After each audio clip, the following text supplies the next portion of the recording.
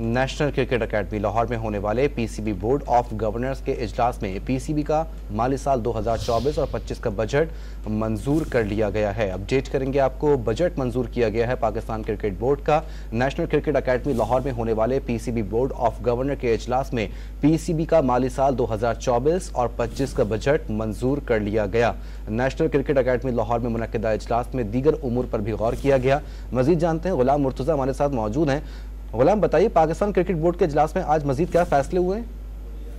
जी, national cricket academy में board of governors का इजलास मुनक्किद हुआ, जिसकी सदारत चेयरमैन पाकिस्तान क्रिकेट बोर्ड के मोहसिन नकवी ने की और उसमें डेवलपमेंट बजट के हवाले से कदाफी stadium, national bank cricket stadium और रावलपिंडी की अपग्रेडेशन के लिए 12 अरब 80 करोड़ रुपए मुख्तस किए गए हैं। इसीलिए डोमेस्टिक क्रिकेट के फ़रोग के लिए 4 अरब 50 करोड़ रुपए के फंड रखे गए हैं और पीसीबी डोमेस्टिक क्रिकेट के फ़रोग के लिए 12 ग्राउंड की खुद देखभाल करेगा। इस हवाले से भी बजट रखा गया है और पाकिस्तान क्रिकेट बोर्ड मुख्तलिफ और भी प्रोजेक्ट लॉन्च कर रहा है, जिसमें ग्राउंड की रेनोवेशन है, दीगर खिलाड़ियों के हवाले से कॉन्ट्रैक्ट भी है।